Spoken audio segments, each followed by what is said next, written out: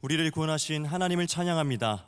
다 함께 자리에서 일어나셔서 영과 진리로 예배하며 주님 앞에 나아가겠습니다.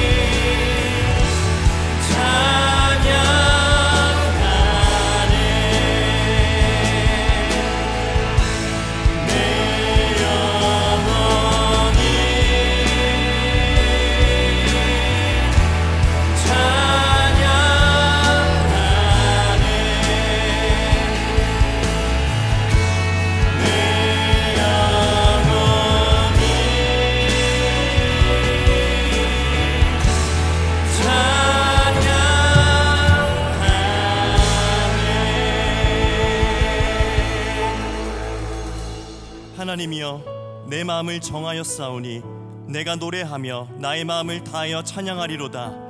하나님이여, 주는 하늘 위에 높이 들리시며 주의 영광이 온 땅에서 높임 받으시기를 원하나이다. 아멘. 우리를 영원한 죽음에서 생명으로 옮기신 하나님 감사합니다. 우리에게 베푸신 그 구원의 은혜를 기억하며 온 마음으로 주님을 노래하고 찬양하오니 이 시간 임재하시고 주님 홀로 영광 받아 주옵소서. 예수님의 이름으로 기도합니다. 아멘. 사도신경으로 공동체의 고백을 올려드리겠습니다. 나는 전능하신 아버지 하나님, 천지의 창조주를 믿습니다. 나는 그의 유일하신 아들 우리 주 예수 그리스도를 믿습니다. 그는 성령으로 잉태되어 동정녀 마리아에게서 나시고 본디오 빌라도에게 고난을 받아 십자가에 못 박혀 죽으시고 장설한 지 사흘 만에 죽은 자 가운데서 다시 살아나셨으며 하늘에 오르시어 전능하신 아버지 하나님 우편에 앉아 계시다가 거기로부터 살아있는 자와 죽은 자를 심판하러 오십니다. 나는 성령을 믿으며 거룩한 공교회와 성도의 교제와 죄를 용서받는 것과 몸의 부활과 영생을 믿습니다. 아멘.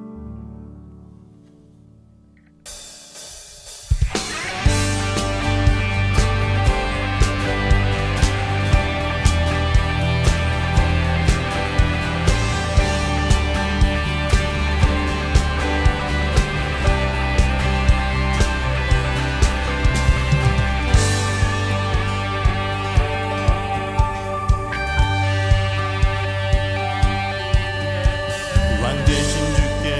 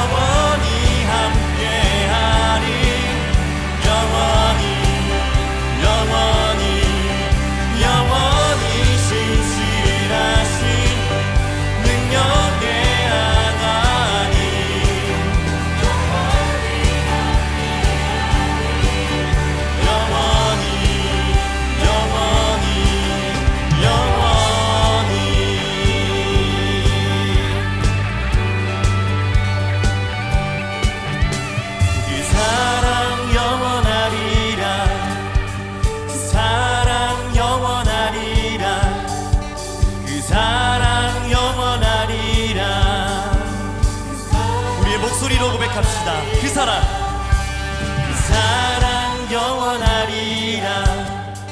그 사랑 영원하리라. 그 사랑 영원하리라. 그 사랑 영원하리라. 찬양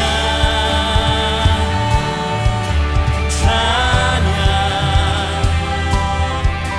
찬양 오 찬양 영원히 신실하신 능력의 하나님 영원히 함께하리. 영원히 영원히 영원히 신실하신 능력의 하나님 영원히 함께하리. 영원히 영원히 영원히.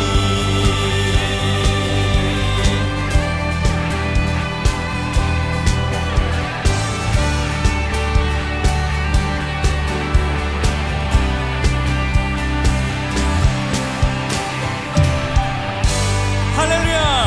영원히 우리와 함께 하시며 신실하신 사랑으로 함께 하시는 우리 주님의 이름을 찬양합니다.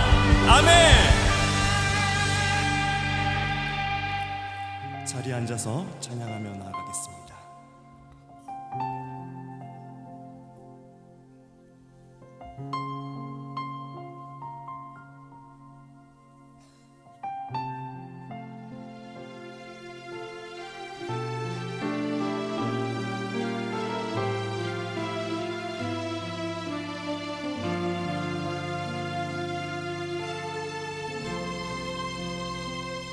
내 하나님 서신 발 앞에 무릎 꿇고 경배하리. 큰 권능과 영광이 가득한 내 아버지 계신 이곳 오 하나님 그 빛난 얼굴 배우며 두 손 들고 나아가리. 찬송과 존귀와 영광과 능력이 그 하늘 보좌 위에 주님께. 내 하나님 내 하나님 서신 발 앞에 무릎 꿇고 경배하리. 큰 권능과 영광이 가득한 내 아버지 계신 이곳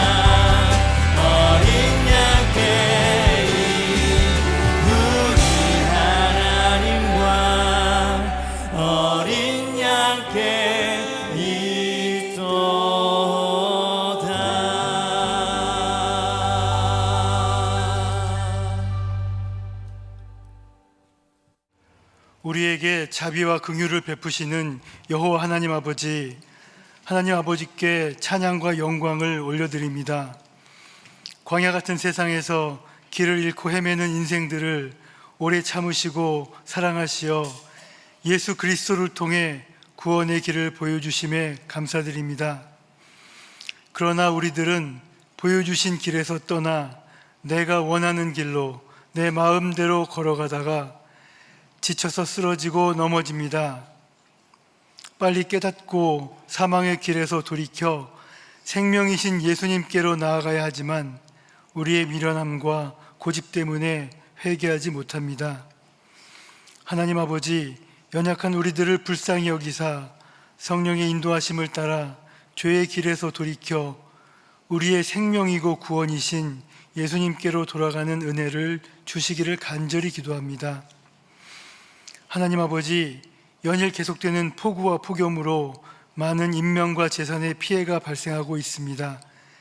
피해를 당한 모든 사람들에게 하나님의 위로와 평강을 주시고 피해들도 속히 회복되고 복구되도록 여건과 환경을 허락하여 주시옵소서.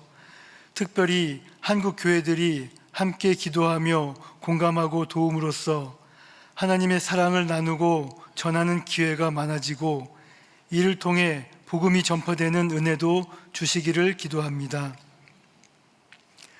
혜성교회를 위해 기도합니다. 여러 교육부서들의 여름 행사와 수련회가 준비되고 진행되고 있습니다. 믿음의 다음 세대들이 이를 통해 예수님을 만나고 나의 왕, 나의 주로 고백하고 결단함으로써 새로운 삶의 전기를 맞이하는 은혜를 주시옵소서. 준비하는 사역자들과 교사들에게 먼저 은혜를 주시고 모든 행사들이 잘 준비되고 안전하게 진행되어 감사와 기쁨이 충만하게 하옵소서.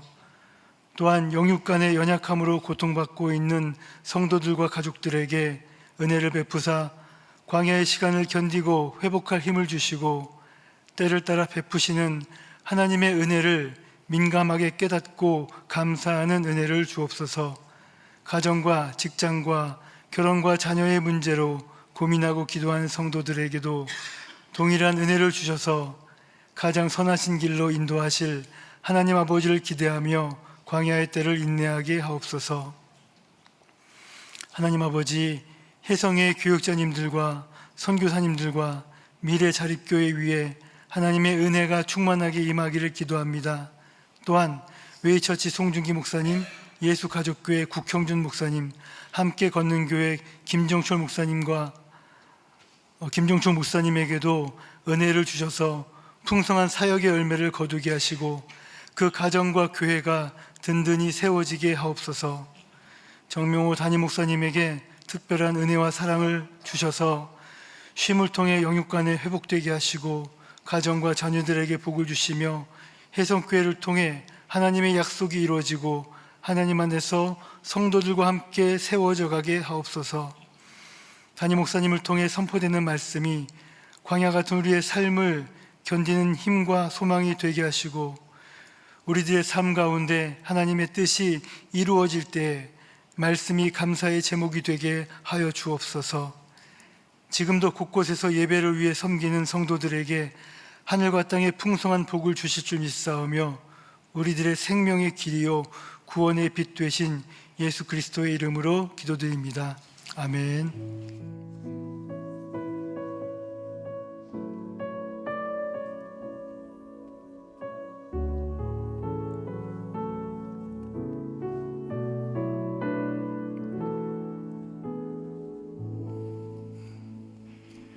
오늘 우리에게 주시는 하나님의 말씀은 야고보서 5장 7절부터 11절까지의 말씀입니다. 화면에 참고하시어 교독하시겠습니다. 그러므로 형제들아, 주께서 강림하시기까지 길이 참으라. 보라, 농부가 땅에서 나는 귀한 열매를 바라고 길이 참아 이른 비와 늦은 비를 기다리나니 너희도 길이 참고 마음을 굳건하게 하라. 주의 강림이 가까우니라. 형제들아, 서로 원망하지 말라. 그리하여 심판을 면하리라. 보라, 심판주가 문 밖에 서 계시니라. 형제들아, 주의 이름으로 말하는 선지자들을 고난과 오래 참음의 본으로 삼으라. 함께 읽겠습니다. 보라, 인내하는 자를 우리가 복되다 하나니 너희가 욥의 인내를 들었고 주께서 주신 결말을 보았거니와 주는 가장 자비하시고 긍휼히 여기시는 이시니라. 아멘.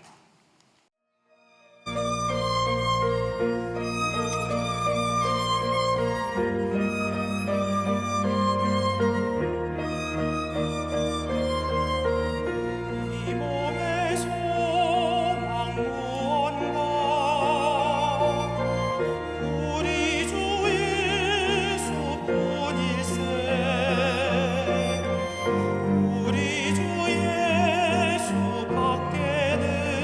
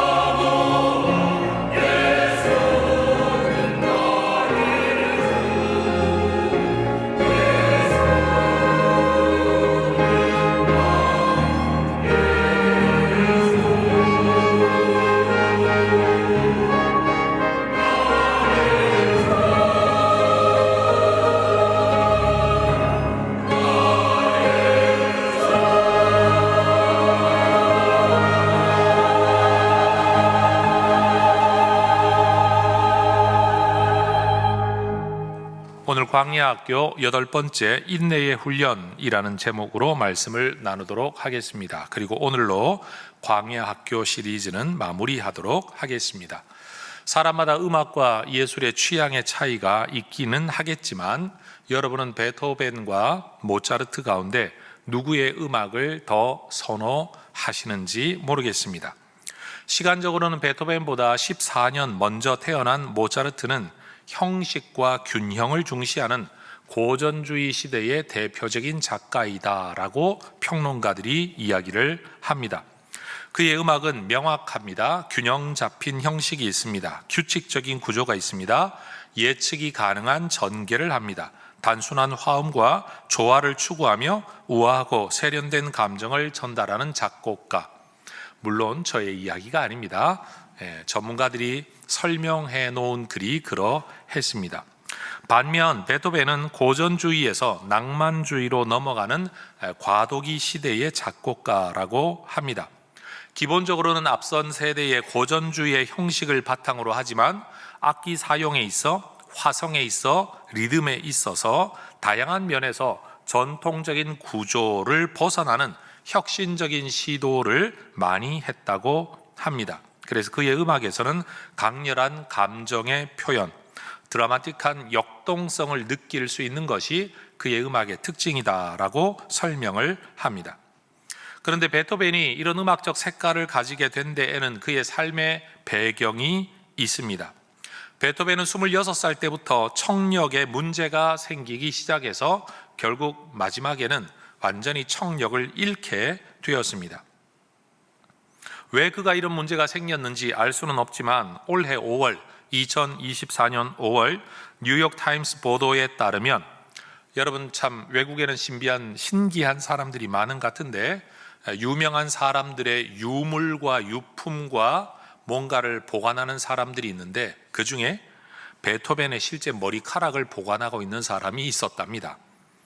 이 베토벤의 머리카락을 검사한 결과 일반인의 머리카락에서보다 100배나 많은 납의 함량이 검출되었다고 합니다. 많은 사람들이 추측하기를 납 성분이 많이 함유된 값싼 와인을 하루에 한 병씩이나 마셨던 베토벤의 습관이 그로 하여금 납 중독되게 만들었고, 납 중독이 이런 현상을 가지고 오지 않았을까라는 추측의 보도였습니다. 여러분, 어떤 일을 다 마치고 이제 기울어가는 인생이 아니라 평단의 주목을 받는 굉장히 왕성한 활동을 해야 할 30세의 나이에 여러분 소리를 듣지 못하는 음악가를 한번 상상해 보시기를 바랍니다. 청력 상실은 누가 보더라도 음악 활동을 계속할 수 없는 이유였을 겁니다. 얼마나 절망적이었을까요? 마치 축구 선수들이 부상을 당해서 여러분 더 이상 뛸 수 없는, 근육이 끊어지든 뼈가 부러지든 아니면 어떤 손상을 입었다라고 한번 생각해 보십시오. 그 일을 계속할 수 없는 이유가 되지 않겠습니까? 1802년에 기록된 것으로 보이는 한 편지에서 베토벤이 이런 글을 남겼다고 합니다. 한때 내가 가장 완벽하다고 인정받았던 청각이 이제는 가장 치명적인 것이 되고 말았다. 다른 사람들과 즐겁게 이야기해야 할 때 위축된다는 사실을 생각하면 정말 몸서리치도록 아픈 일이다. 여러분, 이 일이 얼마나 그에게 큰 상처와 어려움이 되었는지 우리는 능히 상상해 볼 수 있을 것 같습니다. 그러나 베토벤은 자기의 인생에서 음악을 포기하지 않습니다. 청력을 잃고 30대에 들어선 이후 그는 청력이 중요하게 작용해야 될 연주나 지휘는 내려놓고 오로지 작곡 활동에만 전념했다고 합니다. 소리를 듣지 못합니다. 그런데 머릿속으로 상상하는 거죠. 이 악기는 이런 소리를 내고 저 악기는 저런 소리를 내요. 이렇게 어우러진다면 어떤 소리가 날까를 상상하면서 작곡을 했다라는 겁니다. 그렇게 만들어낸 곡이 운명교향곡이라고 합니다. 밤밤밤밤 하는 이 곡 말이에요. 여러분, 우리가 이런 곡을 들을 때 우리는 단순히 음악을 듣는 게 아니라 그 음악에 담겨 있는 한 사람의 인생을 듣게 됩니다. 그래서 우리에게 훨씬 더 감동적으로 다가오는지도 모르겠습니다. 또 하나의 이야기를 들려드리겠습니다. 남아프리카 공화국에서는 1948년부터 40년이 넘도록 백인 소수민족이 흑인 다수민족과 그 외의 유색 인종을 법적으로, 사회적으로, 경제적으로 분리하고 차별하는 인종차별 정책이 시행이 됩니다. 이 정책을 일컬어 아파르테이트라는 단어로 우리는 표현을 합니다. 아프리카 언어로 분리를 의미하고 이것을 영어화할 때도 아파르테이트, apart라는 단어가 붙어 있는 것을 보면 이것이 뭔가를 구분 지은 일이라는 것을 우리가 알 수 있죠. 단순히 이것이 정서적으로 사회적으로만 일어난 게 아니라 법적으로도 시행이 되었는데 모든 남아프리카 공화국 국민을 인종에 따라 분류하는 인종등록법이 시행이 되고 특정 인종 집단은 지정된 지역에만 거주할 수 있다는 집단지역법이 시행이 되고 백인과 다른 인종 간의 결혼을 금지하는 혼인금지법이 시행이 되고 학교, 병원, 해변, 공원 등 공공시설에서 여러분 인종에 따라 분리되는 공공시설 분리법이 여러분 법적으로 시행이 되었다고 합니다. 정치적으로는 흑인과 유색인종은 투표권이 없었고 정부에 참여할 수도 없었고 정부와 주요 공공기관의 모든 고위직은 백인이어야만 했다고 합니다. 경제적으로도 흑인과 유색인종은 저임금 노동에 종사해야 했고 낮은 교육과 낮은 의료 서비스만 받을 수 있었다고 합니다. 자, 이런 인종차별 정책이 시행되는 중에 아프리카 민족회의라고 일컫는 한 정당 또는 정치적 집단의 멤버였던 넬슨 만델라라는 사람은 인종차별 정책에 저항하는 투쟁을 하다가 27년 동안 수감당했다고 합니다.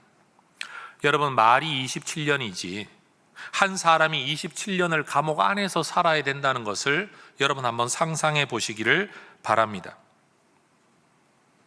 정서적으로 폐인이 될 가능성이 높지 않을까요?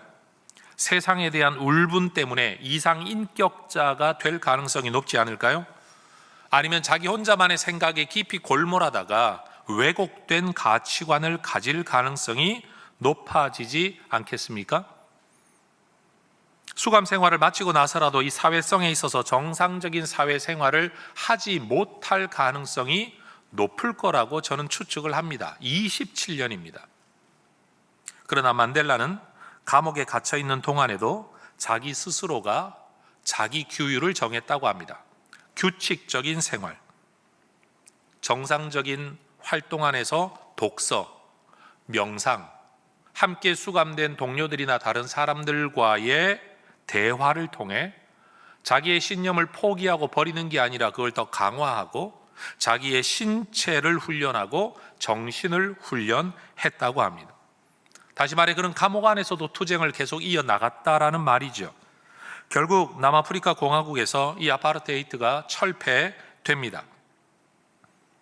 그리고 1994년 이 만델라라는 사람은 남아프리카 공화국의 첫 흑인 대통령이 됩니다. 이 정도 권력을 잡게 되면 요즘 한국이나 전 세계 어디에서 일어나는 것처럼 기존의 기득권자들 권력 잡았던 사람들에게 대한 여러분 또 다른 응징이 있어야 될 텐데 여러분 이 사람은 백인들에 대한 응징이 아니라 백인과 흑인, 유색인종이 함께 어우러지는 평화의 정책, 화합의 정책을 펼쳤다고 합니다. 그래서 오늘날 우리뿐만 아니라 우리의 자녀들도 학교에서 이 만델라라는 분에 대한 이야기를 많이 듣고 배우게 되는 거죠. 여러분, 이분의 이야기를 듣다가 보면 세상의 변화는 한 사람을 통해 이루어지는 건 아니지만 신념을 지키며 인내하는 사람이 긴 시간 동안 그 길을 걸을 때 뭔가 변화가 일어나게 된다라는 것을 우리는 배우게 됩니다. 선한 뜻을 하나 품었다고 해서 내가 변하거나 세상이 변하는 게 아니라는 거예요. 긴 시간 동안의 인내, 포기하지 않는 불굴의 의지가 여기에 필요하다라는 겁니다. 따라하십시다. 변화에는 시간이 필요합니다. 다시 한 번 더 변하지 않으려면 신념이 필요합니다. 다시요. 신념을 지키려면 인내가 필요합니다. 이 한 사람의 삶의 이야기에 대한 생각을 할 때마다 여러분 우리의 삶을 돌아보게 되는 겁니다. 오늘 우리가 읽었던 본문이 야고보서입니다. 야고보가 쓴 편지입니다. 성경에는 야고보가 여러 명이 등장합니다. 예수님의 제자 중에도 야고보가 있었는데 이 편지를 쓴 야고보는 예수님의 친동생 야고보, 영어 이름으로는 제임스라고 일컬어지는 사람입니다. 근데 성경을 읽어보면 예수님의 친동생들은 예수님이 이 땅에서 사역하시는 동안 예수님에 대한 신뢰가 없었습니다. 당신이 세상에 나타나기를 원한다면 올라가지 왜 여기서 이러고 있냐라고 예수님에 대하여 빈정거리는 어떤 말, 대화가 성경에 기록되어 있기도 합니다. 우리가 볼 때는 예수를 믿지 못한 그 사람들이 안타까워 보입니다만 여러분 2000년 전으로 돌아가서 우리가 그들의 관점에서 그 상황을 한번 생각해 보십시오. 상담적 관점에서 야고보의 삶을 가만 생각해 보면 우리는 능히 이해가 됩니다. 한번 생각해 보십시오. 어려서부터 자라납니다. 분명히 형입니다. 그런데 예수님이 약 30세쯤 되었을 때 공생애를 시작했으니 그의 동생 야고보도 분명히 20대 나이는 되었을 겁니다. 성인이라는 말입니다. 여러분 자라나는 동안에 자기 형이었던 예수에 대한 출생의 이야기를 어디로부터인가는 분명히 들었을 겁니다. 그런데 여러분 그 핵심이 뭡니까? 어머니는 우리 어머니를 통해 낳는데 아버지의 아이는 아니다. 이게 핵심 아닙니까? 어쩌면 야고보는 어려서 자기 어머니를 의심했을런지도 모릅니다. 물론 어머니도 아버지도 또 다른 사람들도 천사가 이렇게 했다, 하나님이 하신 일이다 라고 아무리 말을 한들 여러분 그게 이해가 납득이 되었겠습니까? 그러니 여러분 예수라고는 말하고 있지만 그가 하나님의 아들이 어쩌고 저쩌고 말은 하고는 있지만 그에 대한 신뢰와 신빙성은 가질 수가 없었던 거죠. 그런다고 하나님의 말씀을 전한다고 돌아다니는 자기 형, 비록 기적을 일으킨다고는 하지만 그것도 여러분 어려서부터 자라난 모습을 다 보지 않았겠습니까? 여러분들은 저를 만나면 목사님으로 보지만 우리 형제들은 저를 목사로 보지 않습니다, 여러분. 네. 네가 교회에서 목사지 집에서도 목사냐? 그럽니다. 여러분 성장의 모든 과정을 알고 있는 사람을 존경한다라는 건 정말 어려운 일입니다. 그러니 여러분 야고보가 예수님에 대하여 가졌던 태도가 뭔가 우리가 볼 때는 불손한 건 충분히 인간적으로는 이해가 가능한 겁니다. 그런데 여러분 이런 야고보가 예수를 인정하거나 믿지 않았던 야고보가 예수님의 죽음과 부활을 목격한 뒤에 비로소 변합니다. 한마디로 예수를 믿는 사람, 예수를 증언하는 사람이 되었다라는 거죠. 여러분 사도 바울도 예수에 관한 많은 이야기를 알고 있었지만 알고 있다고 해서 믿어지지 않았습니다. 오히려 예수쟁이들을 핍박했지요. 가지고 있는 수많은 의문이 있었습니다. 어떻게 성령으로 인하여 사람이 태어날 수 있느냐? 어떻게 사람이 대신 죽는 것이 속죄가 되느냐? 등등의 질문. 그러나 부활하신 예수님을 다메섹으로 가는 길에서 만난 이후에 그는 자신이 가지고 있었던 수많은 질문에도 불구하고 예수님을 하나님의 아들로 즉각 믿게 되고 가르치는 사람으로 변화됩니다. 여러분 제가 아이들을 키우다가 보니까요, 아이들이 5살, 6살이 넘어가면서 성경적, 신학적 질문들을 하게 되더라고요. 아주 어릴 때는 성경에 이런 내용이 있다는 교육으로 끝이 나는데 아이들도 이제 사고력이 점점 발달하게 되면 그건 왜 그런 거야? 왜 그런 거야? 라고 질문을 하게 되는데 여러분 겸손하게 솔직히 말씀드리면 저는 5살 아이가 던지는 신학적 질문에 대답을 못했습니다. 아우 불쌍한 해성교회 성도 여러분. 제 수준이 그거밖에 안 되더라고요. 근데 중요한 건 뭐냐 하면 내가 대답은 못하는데도 분명히 내가 그것을 믿고 있다는 사실이에요. 오늘날 우리 주변에도 전도를 하다가 보면 야 이러한 건 어떻게 된 거야? 대답해봐. 우리가 대답을 못해요. 나는 그래서 못 믿겠어. 나는 내 머릿속에 질문이 있는데 이 질문에 대한 해답을 얻어야 믿음을 가질 수 있겠는데 나는 이 질문 아직도 대답을 주는 목사를 만나본 적이 없어. 교회를 만나본 적이 없어. 어쩌면 지금 이 예배를 드리고 있는 성도님들 가운데도 분명 믿고는 싶은데 어떤 질문들에 대한 해답이 없어서 못 믿어지는, 안 믿어지는 분들이 계실 것이고, 그것이 마음에 걸림이 되는 분, 또는 예수를 믿고는 있는데 내가 가진 수많은 의문들의 해답을 못 얻은 분들이 분명히 계실 겁니다. 그런데 여러분, 우리는 인정해야 됩니다. 우리는 세상의 모든 것들을 통달한 하나님이 아닙니다. 하나님의 창조 원리를 우리는 다 알지 못하는데 이 세상을 살고 있습니다. 인생의 의미와 비밀을 다 알고 인생을 살아가는 게 아닙니다. 존재한다는 나 자체만 우리가 알 수 있을 뿐인 것 아닙니까? 그것처럼 여러분, 예수님이 십자가에 죽으셨는데 그 의미가 우리의 죄를 대신함이고, 그가 육신의 죽음을 이기고 부활했다는 사실, 그래서 우리도 그를 믿음으로 부활하게 될 거라는 이 성경의 가르침을 믿음으로 우리는 예수쟁이가 되었습니다. 여전히 우리 안에는 풀리지 않는 수많은 질문들이 있습니다. 그러나 우리는 분명 예수 믿는 사람이 된 겁니다. 그래서 여러분, 초대교회 안에는 두 종류의 지도자들이 있었습니다. 예수님으로부터 직접 말씀을 배웠던 제자들 그룹, 우리는 이들 사도라고 일컫습니다. 또 한 그룹은 예수님의 동생 야고보 같은 사람들, 초대교회는 이들을 일컬어 장로, 어른이라는 말로 불렀습니다. 여러분, 제자들은 주로 성경의 가르침, 예수님의 가르침을 증거했다고 한다면, 아마 야고보 같은 인물들은 예수님에 관한 이야기, 그의 인간성에 대한 이야기, 그의 현실성에 대한 이야기와 함께 나중에 예수를 믿고 난 뒤에 성도들의 신앙적 삶, 믿지 않았던 때와 믿게 된 때에 대한 대조를 통한 신앙적 지도를 했을 겁니다. 사실 오늘날 우리 장로교회 안에도 이 두 전통이 그대로 이어지고 있죠. 성경을 가르치도록 훈련받은 목회자들이 하나님의 말씀을 전하고 가르칩니다. 지도합니다. 그런데 여러분들과 함께 생활하며 자라난 사람들 가운데 여러분의 손으로 뽑아 세운 이분이야말로 우리의 신앙의 어른이 될 수 있다라고 여긴 분들, 엘더, 그분이 바로 장로님들, 때로는 권사님들인 거죠. 여러분, 교회 안에는 이러한 지도가 합해져서 비로소 온전한 성도의 양육이 이루어지는 겁니다. 사도 바울의 편지를 한번 생각해 보십시오. 얼마나 많은 교리적, 신학적 가르침이 그에게 담겨 있습니까? 물론 삶의 권면도 하지만 그는 교리에 근거하여, 성경의 진리에 근거하여 그는 우리의 삶을 이야기하는데, 야고보서를 읽어보면 그는 교리보다도 삶에 대한 이야기를 우리에게 훨씬 더 많이 들려주는 겁니다. 여러분, 우리 장로님들의 신앙의 지도를 아멘으로, 존경으로, 기쁨으로 받으시기를 주의 이름으로 축원합니다. 때로는 목사님들을 통해 배우는 말씀이 내 인생에 큰 깨달음이 되고 신앙의 유익이 되기도 하지만, 또 한쪽으로는 나와 같은 고민을 하고 있으면서 신앙생활을 먼저 한 어떤 성도의 이야기와 그의 고민이 오히려 우리에게 더 큰 은혜가 될 때도 있다라는 겁니다. 그러면서 지금 야고보가 편지를 쓰는 겁니다. 초대교회 성도들은 예수 믿는 것 자체만 힘든 게 아니라 예수를 믿는다는 이유로 사회적으로, 경제적으로, 정치적으로, 신분적으로 엄청난 위험을 그들은 겪어야만 했습니다.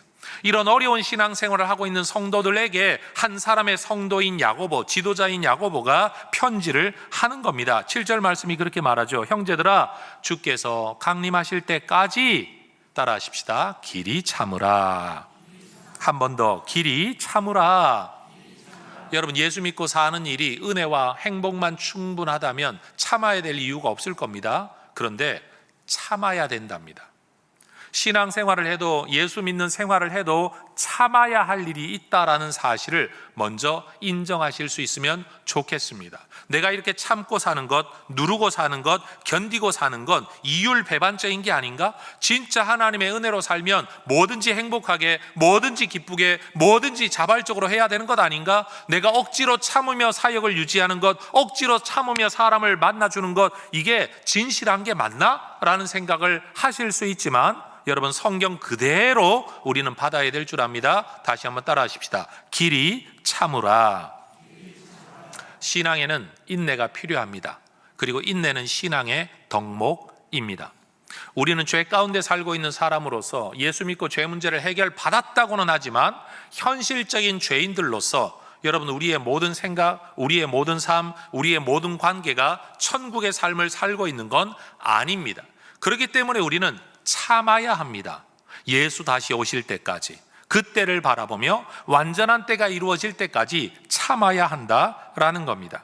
목적 없고 열매 없고 의미를 찾기 힘든 일에 인내하는 건 참 어려운 일입니다. 인내를 이야기하려면 인내할 만한 가치가 전제되어야 또는 발견되어야 우리는 인내할 수 있습니다. 그런데 야고보는 특별히 8절의 말씀을 보면 우리가 이 땅에 힘겨운 삶을 믿음 안에 인내해야 될 이유를 어디에서 찾느냐? 예수님의 재림과 심판에서 찾고 있다라는 겁니다. 7절에서도 길이 참으라라고 말했던 야고보는 8절에서 길이 참으라는 말을 한 번 더 합니다. 마음을 굳건하게 하면서 참으라고 말합니다. 왜? 주의 강림이 가깝기 때문이라는 거죠. 여러분, 예수님이 다시 온다는 사실이 우리가 참아야 될 이유가 된다라고 지금 이야기하는 겁니다. 많은 사람들은 예수님 믿으면, 그리고 때로는 예수를 믿지 않더라도 여러분 인생은 죽으면 끝나는 거라고 생각하는 분들이 종종 있습니다. 그러나 히브리서 9장 27절은 분명히 말합니다. 한번 죽는 것은 사람에게 정해진 것. 이거 누구나 압니다. 근데 그 다음이 뭐냐? 심판이 있다.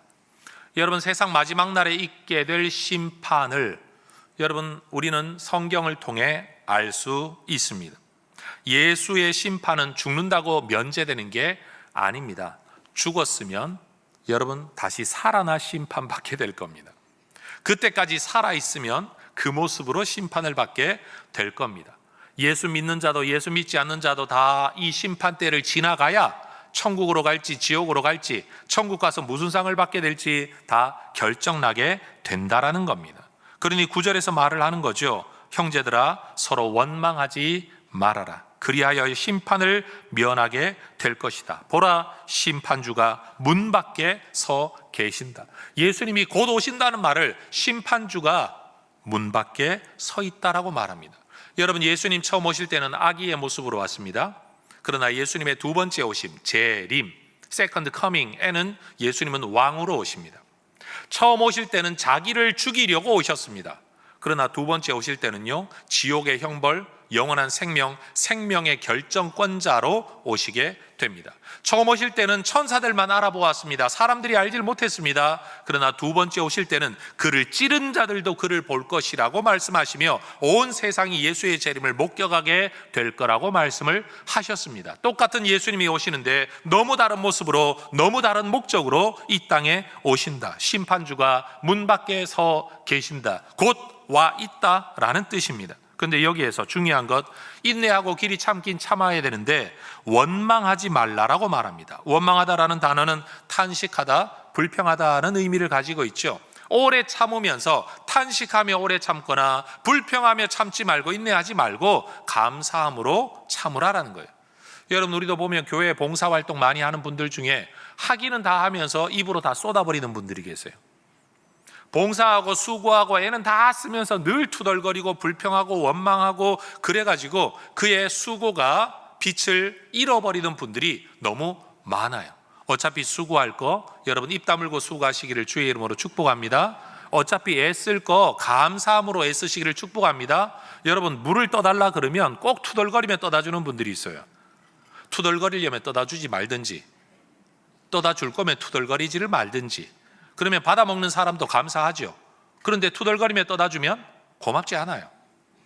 여러분, 지혜를 얻으시기를 주의 이름으로 축원합니다. 서로 원망하지 말아라. 인내하더라도 원망하지 말고 인내하는 것, 그래야 상을 얻는다 말씀하는 거죠. 여러분, 우리의 마음을 다스릴 수 있기를 축복합니다.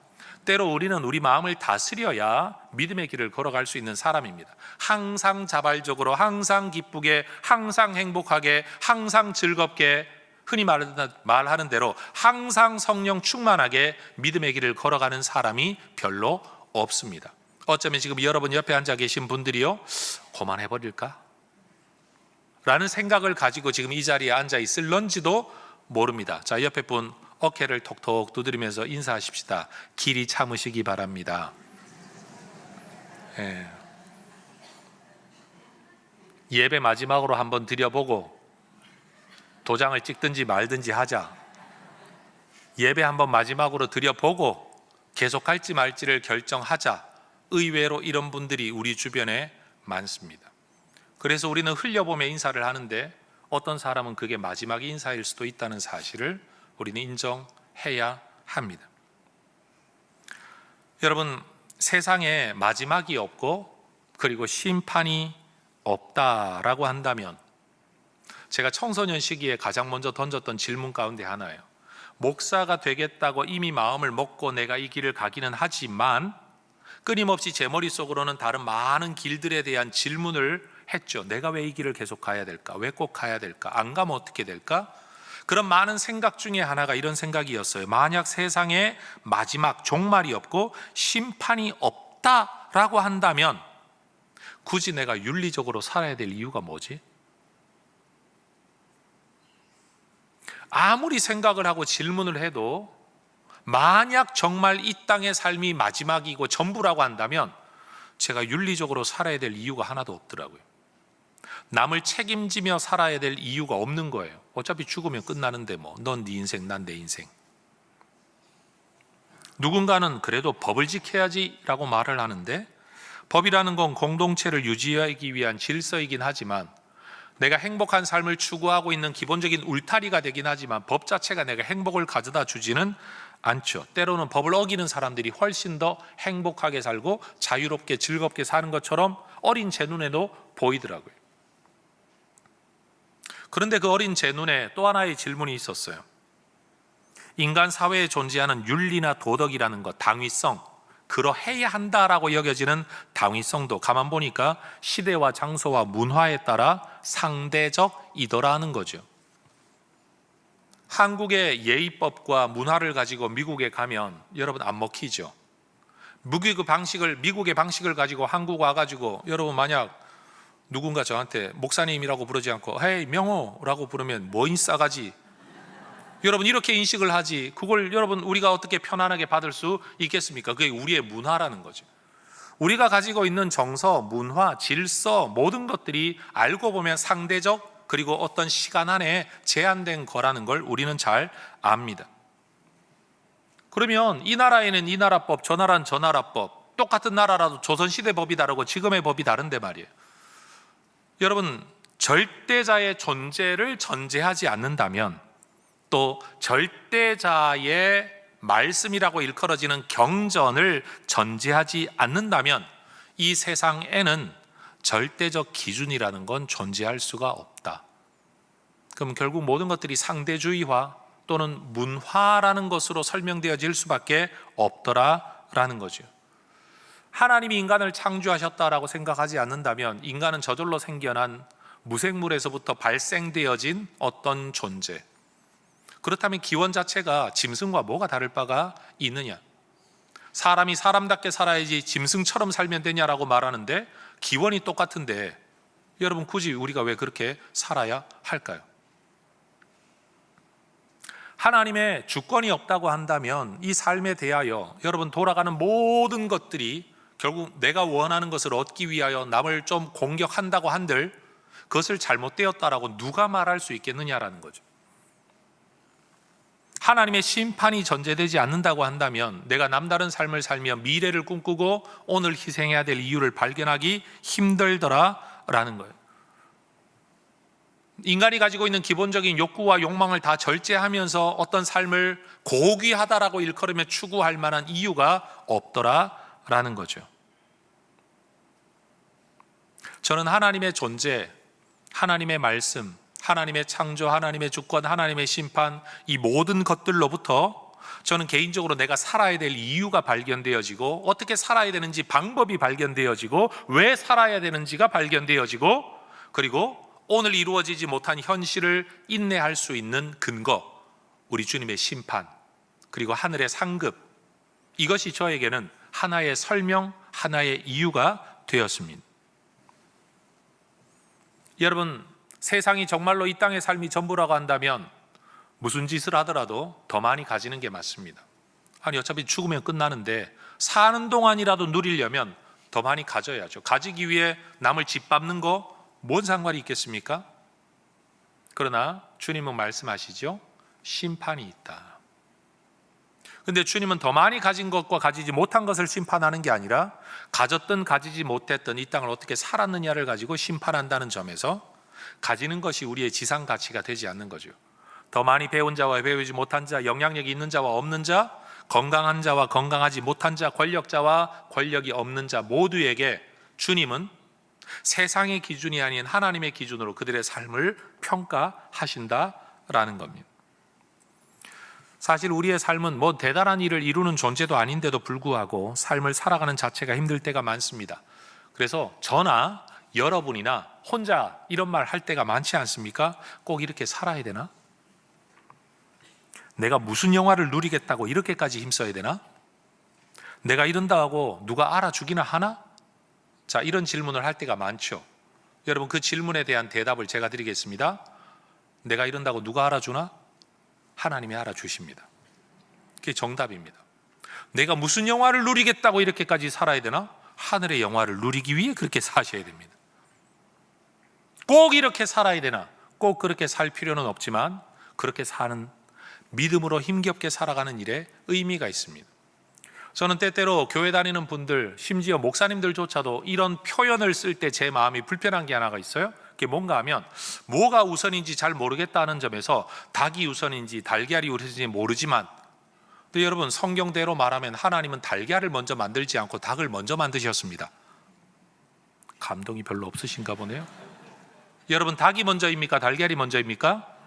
닭이 먼저입니다. 성경은 뭐라고 말하느냐 하면 하나님이 그 모든 형상대로 지으셨다라고 말씀하셨어요. 그러니까 하나님은 아담을 만들 때도 갓난아기를 만들어 놓고 크게 한 게 아니라 장성한 성인으로 먼저 만드셨습니다. 근데 여기서 저한테 이런 질문 하지 마세요. 목사님, 그러면 아담에게는 배꼽이 있을까요? 없을까요? 뭐 이런 질문 말이야. 그건 천국 가서 우리가 아담의 옷을 까가지고 열어봐야 아는 거지. 여러분, 저는 대답을 못 하겠어요. 중요한 건 달걀 이야기할 때 세상은 뭐가 먼저인지를 몰라요. 그게 정직한 말이에요. 그러나 우리는 말할 수 있어야 돼요. 닭이 먼저다. 꼭 말씀하세요. 뭐가 먼저라고요? 닭이 먼저다. 여러분, 이런 대답을 할 수 있는 이유와 근거가 뭐냐? 기록된 하나님의 말씀이에요. 하나님의 창조예요. 그러니 우리가 이 땅을 사는 동안에도 도대체 눈으로 본 게 없기 때문에 어떻게 해야 될지 모를 때, 아니 그때 가봐야 알지 그걸 누가 알아? 라고 말을 할 때 가보지 않았지만, 미래를 살고 있지는 않지만 미래를 바라보는 성경 구절을 통해 오늘을 우리가 살 수 있는 거죠. 이렇게 산다고 누가 알아주나? 라고 생각될 때 주님이 알아주시지. 하나님이 세상이 너무 불의하지 않습니까? 라는 생각이 들 때 하나님은 마지막 날 모든 것들을 심판하실 거야. 내가 이런다고 무슨 소용이 있겠나? 세상에는 소용이 없을런지 몰라도 그렇게 힘쓰며 살아간 내 삶을 하나님이 상 주실 줄로 믿습니다. 여러분, 전도하면 몇 명이나 전도했느냐를 가지고 하나님이 상 주실 거라고 생각을 하십니까? 저는 몇 명이나 전도하려고 애썼던 그 모습으로 하나님이 상 주실 줄로 믿습니다. 왜냐하면 누군가가 내가 전도해서 예수를 믿고 안 믿고는 내가 결정 못해요. 그 사람이 결정하는 일이에요. 아니 사실은 나는 지나가면서 교회 한번 가자, 예수 한번 믿어보지 그랬는데 따라갈까? 이러고 왔는데 내가 한 게 뭐 있어요? 그냥 말 한마디 한 거밖에 없는데. 어떤 사람들은 엄청 전도하려고 해도 안 받아요.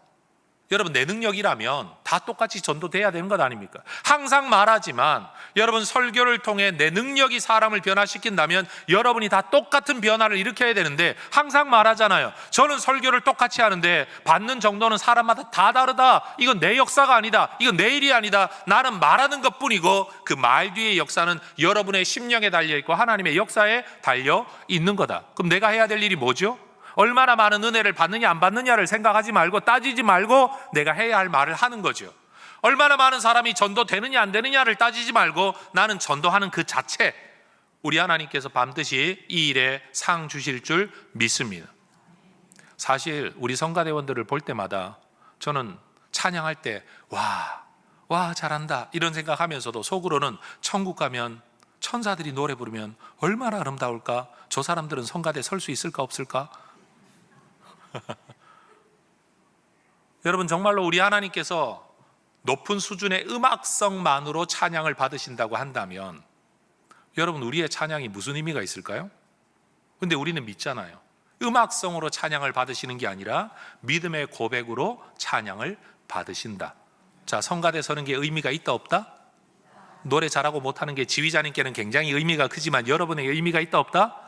없다. 찬양하는 그 자체가 하나님 앞에 귀한 일이다. 여러분, 오늘 우리의 삶을 우리 하나님께서 중요하게 보십니다. 그러니 여러분, 우리의 삶이 좀 힘겨울지라도 계속 수고하시기를 주의 이름으로 축원합니다. 참아내시기를 축복합니다. 힘들고 어렵더라도 여러분, 하나님이 반드시 갚아주실 때가 있음을 믿고 인내하시기를 축복합니다. 그런데 오늘 본문을 보면 야고보는 세 가지 비유를 들어 인내하라라는 말을 우리에게 더 강력하게 권면합니다. 길이 참으라 라고 말해놓고 참을 때 이거 세 가지 생각하며 참아라. 첫 번째, 농부를 생각해라. 농부는 열심히 밭을 갈고 씨를 뿌리고 애를 쓰지만 귀한 열매를 바라보고 그때까지 참고 기다린다.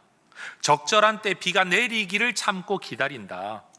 열매가 내가 원하는 때 맺히는 게 아니라는 걸 농부들은 안다. 자라고 자라 때가 되어 수확하게 될 거라는 걸 농부들은 안다. 그래서 오늘을 참는다. 뭘 바라보고? 수확의 그때를 기다리고, 때가 되면 이른 비 늦은 비가 내릴 것을 기다리고. 여러분, 우리도 열매를 바라본다면 열매가 맺힐 때까지 인내해야 될 줄로 믿습니다. 두 번째는요, 선지자를 비유로 들며 참으라고 이야기해요. 근데 이 선지자들이 누구냐? 선지자들을 고난과 오래 참음의 본으로 삼으래요. 여러분, 하나님의 뜻을 받들어 하나님의 말씀을 듣고 하나님의 말씀, 하나님의 이름으로 하나님의 말씀을 전하는 선지자라면 여러분, 형통해야 되는 것 아닙니까? 그런데 고난이 있어요. 그리고 그 고난 때문에 오래 참아야 된대요. 이게 선지자들의 삶이었대요.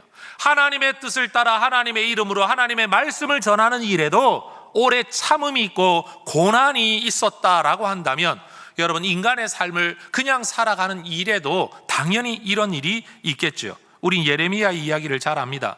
하나님의 말씀을 따라 증거했는데 예레미야 20장의 말씀을 보면 선지자 예레미야를 사람들이 때립니다.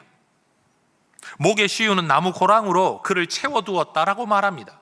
여러분, 주의 종이면 정말 그가 하나님께서 보내신 사람, 하나님의 말씀을 가지고 하나님의 이름으로 증거한다면 사람들이 그 말씀 앞에 굴복해야 될 텐데 그게 아니라 오히려 엄청난 고난을 당했습니다. 예레미야 37장의 말씀을 보면 여러분, 그를 때립니다. 왜요?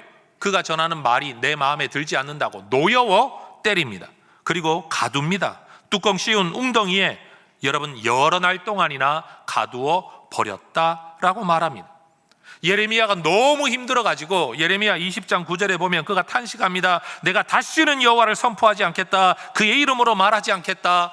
인간적으로 너무 힘드니까 그만둬야지, 포기해야지 라고 생각을 했는데 나의 마음이 불붙는 것 같아서 골수에 사무치니 답답해서 견딜 수가 없다.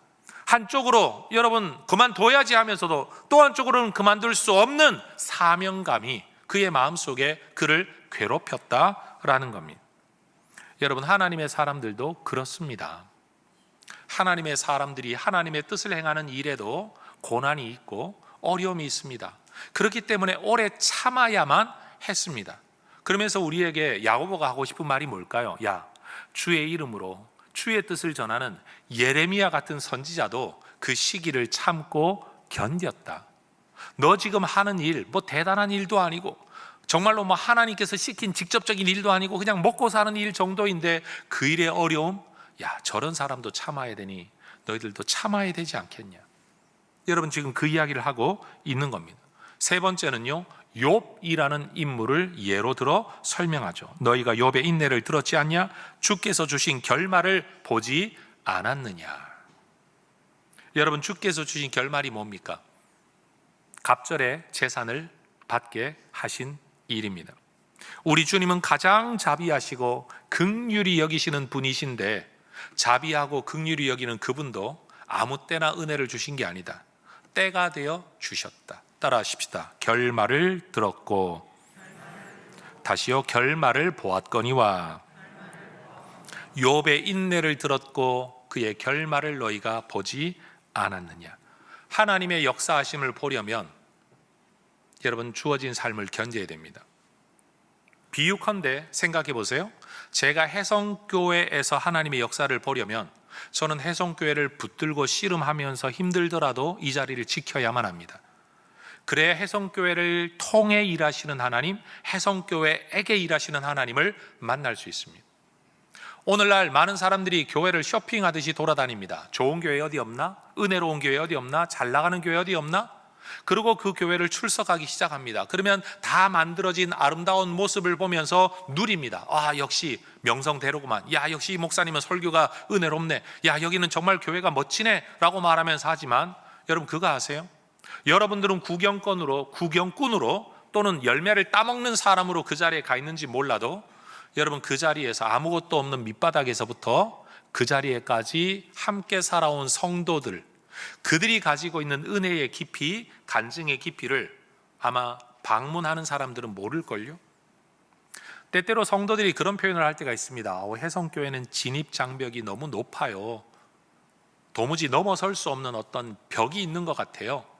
그런데 그 벽은 무슨 벽인가 하면요, 누가 여러분 오기를 싫어해서 세워놓은 벽이 아니에요.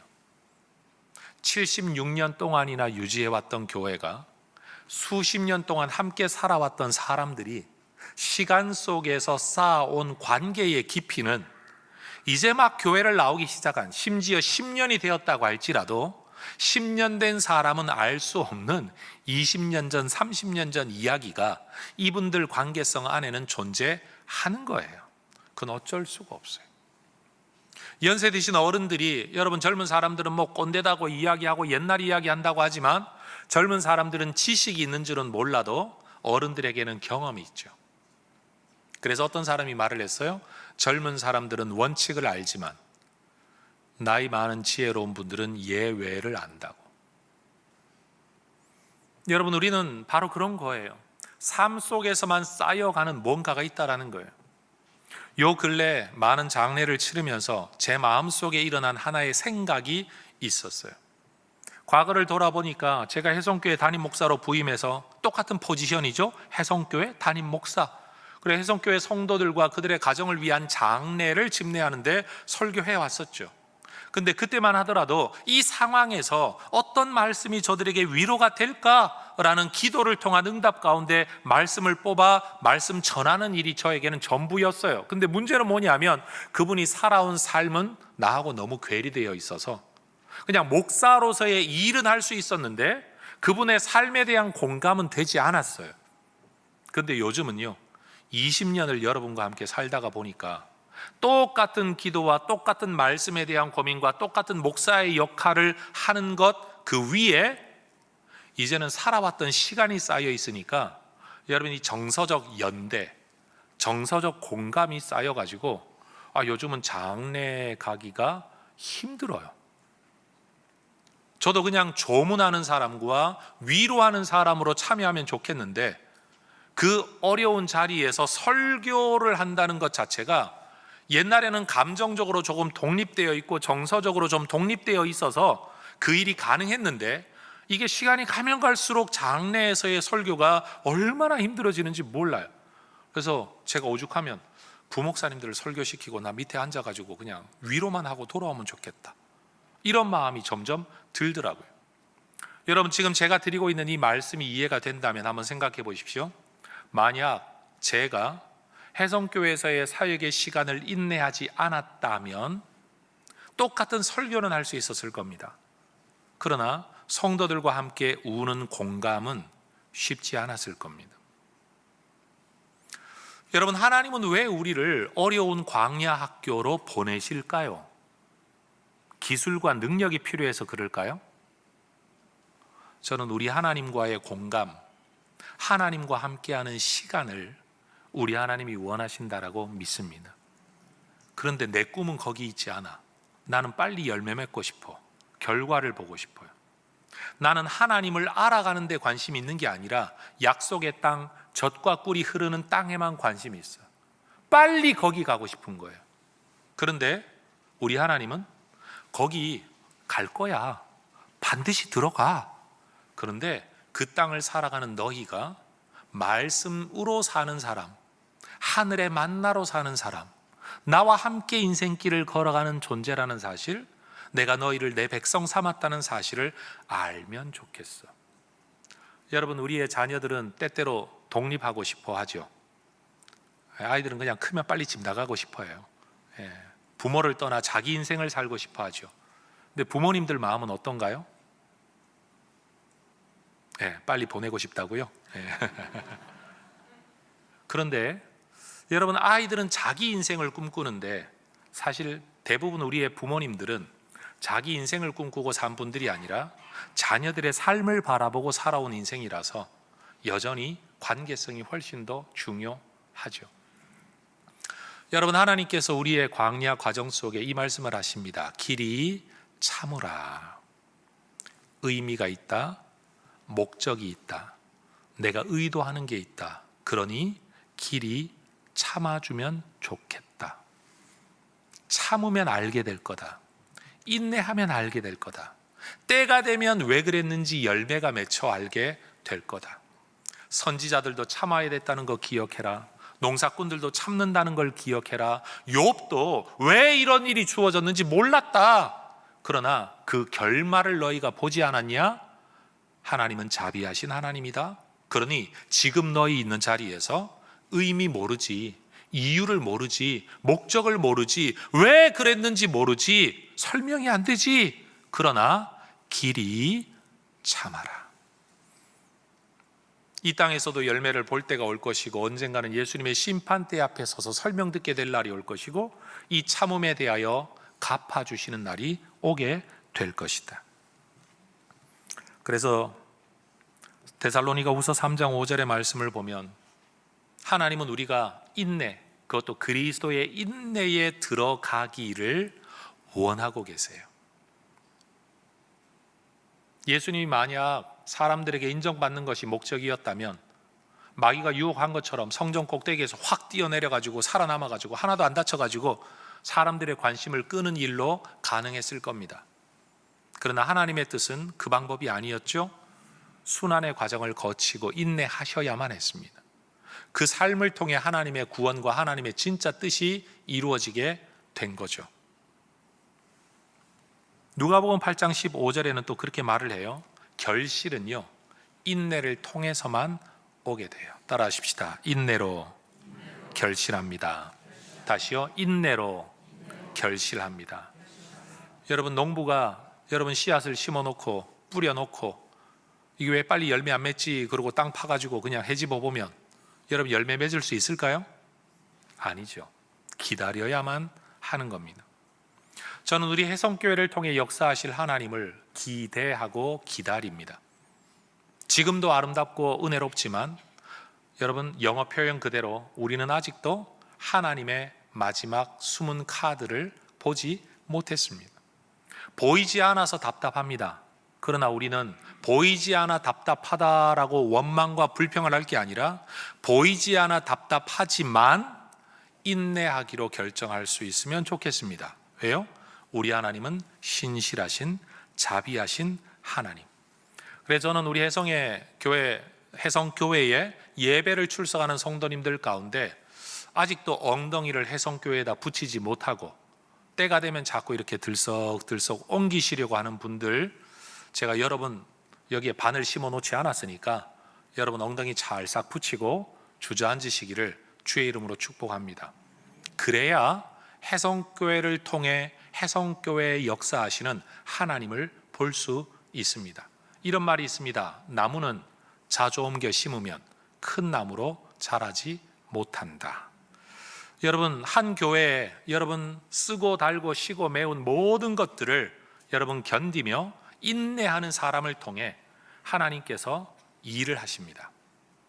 여러분들, 제가 정말로 기대하는 것은 저와 여러분 모두가 하나님이 심어주신 한 자리에서 농사꾼처럼 성실하게 심다가 보면 쭉정이도 나기도 하고 열매가 덜 맺히는 나무가 있기도 하지만 전체적으로 보면 수고한 대로 하나님이 거두게 하실 줄로 믿습니다.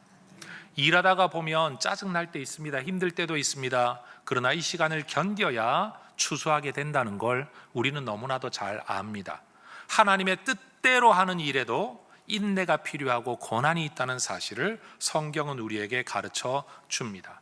왜 그래야 되냐 설명을 아무도 알지 못하는 문제 앞에서 하나님은 욥의 이야기를 통해서 그 결말을 우리에게 보여주십니다. 그러니 우리 모두 주어진 삶, 내 가족, 내 자녀, 내 배우자, 내 처지와 내 상황, 내 능력, 내 건강, 내 직업, 이 모든 것들 안에서 여러분, 전 도전하지 말라, 운명론적으로 살아라 이 말하고 있는 게 아닙니다. 도전하고 애를 쓰되 하나님 안에서 인내하며 주어진 삶을 여러분 믿음의 길 벗어나지 말고 잘 걸어가실 수 있기를 축복합니다. 그리고 정말로 뜨내기처럼 교회를 옮겨 다니셨던 분들, 또 제 설교는 온라인으로 상당히 많은 분들이 듣고 계시기 때문에 그분들에게 제가 하고 싶은 이야기는 바로 그겁니다. 한 자리에 머물러야 뿌리를 내리고 뿌리를 깊이 내려야 열매를 맺히게 된다는 사실, 그 일을 위해서는 시간이 필요하고 그 시간을 견디는 게 인내라는 사실을, 그래야 하나님께서 역사하시는 것을 볼 수 있다는 사실을 우리가 받아들일 수 있기를 축복합니다. 여러분, 우리 목회자 세계에서도요, 많은 영광과 영향력을 꿈꾸면서 계속해서 교회를 쉽게 옮겨 다니는 사역자들이 종종 계세요. 하나님의 특별한 목적을 따라 그런 분들도 계시긴 하지만 개인의 야망 때문에, 꿈 때문에 그런 분들도 종종 있는 것 같아요. 그런데 여러분, 우리는 생각해야죠. 하나님께서 내가 심어진 자리에서 역사하는 열매를 보려면 뭐 해야 된다? 인내해야 한다. 여러분, 우리 모두 인내의 사람들로 살아갈 수 있기를 주의 이름으로 축복합니다. 기도하겠습니다. 하나님, 이 시간 우리 혜성의 가족들, 함께 예배하고 있는 모든 하나님의 자녀들, 사실 하나님을 믿고 싶어도 풀리지 않는 몇 가지 문제 때문에, 질문 때문에 아직도 주님을 믿는다라고 고백하지 못하는 분들까지라도 하나님, 이 시간 그들을 위해 기도합니다. 심어진 자리에 뿌리 내리도록 시간 속에서 인내하는 우리가 되게 하옵소서. 알 수 없는 문제, 알 수 없는 질문을 품고 알 수 없는 상황 속에서 너무 힘겨울지라도 욥처럼 인내하는 종들 되게 하여 주시옵소서.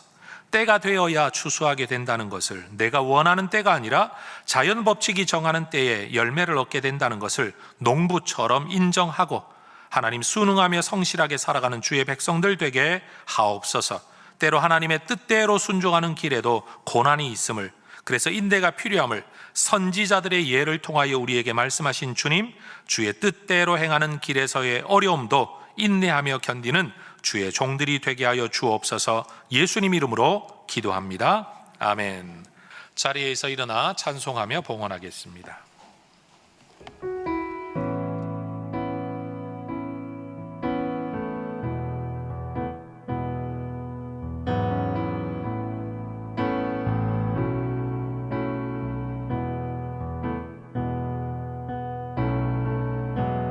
은혜 아니면 살아갈 수가 없네. 호흡마저도 다 주의 것이니 세상 평안과 위로 내게 없어도 예수, 오직 예수뿐이네.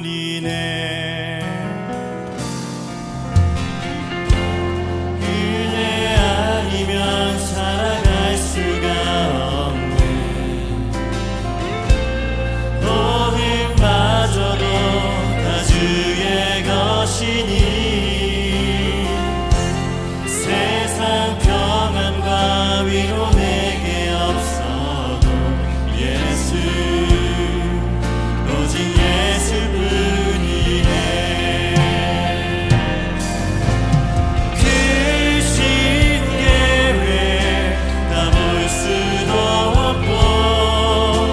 작은 고난에 지쳐도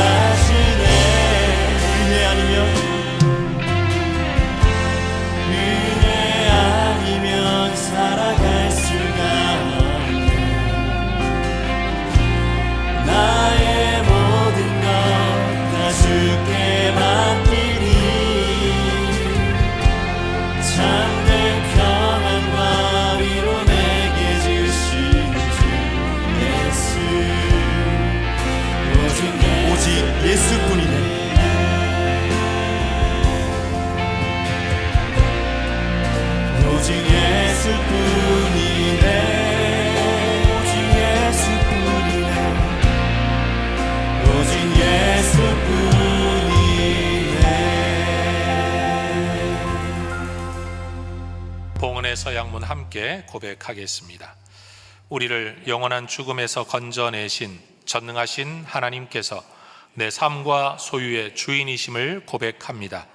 은혜로 채워주시는 모든 것들을 지혜로운 청지기로 바르게 사용하겠습니다. 살아가는 동안 물질의 어려움이 있더라도 합력하여 선을 이루시는 아버지 하나님을 더욱 의지하겠습니다.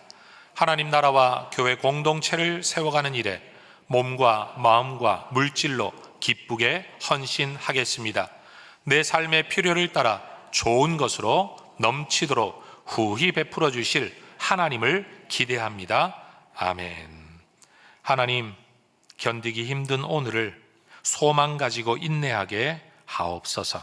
하나님의 선하심을 바라보며 하나님의 지극히 크심을 바라보며 인내하게 하옵소서.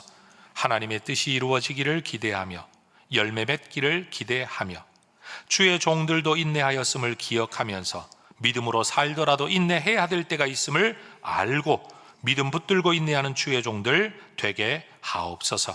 특별히 물질의 영역에서 힘겨울 때가 많지만 주님, 더 가지지 못해 힘겨운 것인지 정말로 없어 힘겨운 것인지 우리 자신을 잘 돌아보며 어떨 때라도 하나님 앞에 먼저 감사할 줄 알고 하나님 앞에 기도할 줄 알고 나눌 줄 아는 하나님의 종들로 살아가게 하여 주시옵소서.